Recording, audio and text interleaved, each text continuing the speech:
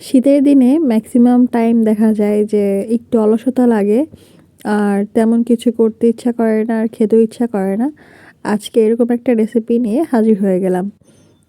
কিছু ভাত ছিল কালকে রান্না করা, আর আপনাদের যদি ভাতটা না থাকে তাহলে ভাতটা বয়েল করে নিয়ে পানি ঝরিয়ে রেখে দিতে পারেন সাইডে। তারপর এভাবে আমার মতো করে যে কোনো পছন্দ মতো সবজি দিয়ে রান্নাটা করে ফেলতে পারেন। আজকে আমি যে রেসিপিটা দেখাবো এটা সবাই ট্রাই করতে পারবে, ব্যাচেলর অথবা ফ্যামিলি মেম্বার যে কেউ খুব ইজিলি রান্না করে ফেলতে পারবে। একটু সময় দিলেই রেডি হয়ে যাবে এই কুইক রেসিপি। প্রথমে আমি এখানে গাজর কুচি নিয়েছি, চপ করে কেটে নিয়েছি, তারপর দিয়েছি পেঁয়াজ কাঁচামরিচ আর দিয়েছি ফুলকপি, এখন দিয়েছি পেঁয়াজ পাতা। আপনারা আপনাদের পছন্দ মতো যে কোনো ধরনের সবজি ইউজ করতে পারেন। তারপর এখানে আমি কিছুক্ষণ ভেজে নেওয়ার পর একটা ডিম ছেড়ে দিয়েছি। এখন ভালোভাবে ডিমটাকে আমি ভেজে নেব। ডিমটাকে ভেজে নেওয়ার পর সবজির সাথে মিশিয়ে কিছুক্ষণ ভেজে নিয়ে এটা কিন্তু রেডি। তারপর এখানে আমি ভাতটা অ্যাড করে দিব। এখানে আমি 2 কাপের মতো ভাত নিয়েছি। আপনারা চাইলে আপনাদের পছন্দ মতো নিতে পারেন অথবা কম বেশি করে নিতে পারেন, সেটা হোক ভাত অথবা ভেজিটেবল।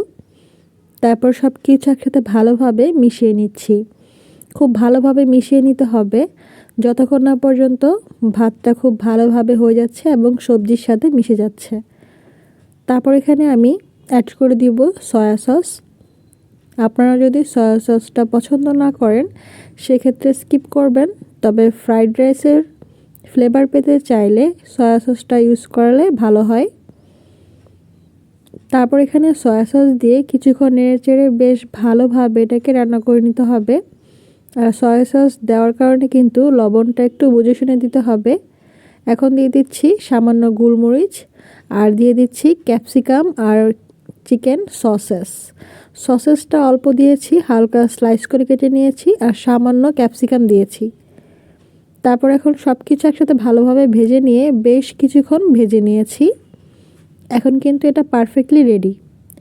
মাত্র 5 মিনিটে কিন্তু এই কুইক রেসিপিটা আপনারা তৈরি করতে ফেলতে পারবেন এবং আপনারা চাইলে বেবিদের স্কুলের টিফিন অথবা বাসার যে কোনো মেহমান আসলে অথবা নিজেই ঝটপট একটা নাস্তা খেতে চাইলে এই রেসিপিটি তৈরি করে ফেলতে পারবেন। আজকে এমন একটি রেসিপি আপনাদের সাথে শেয়ার করলাম।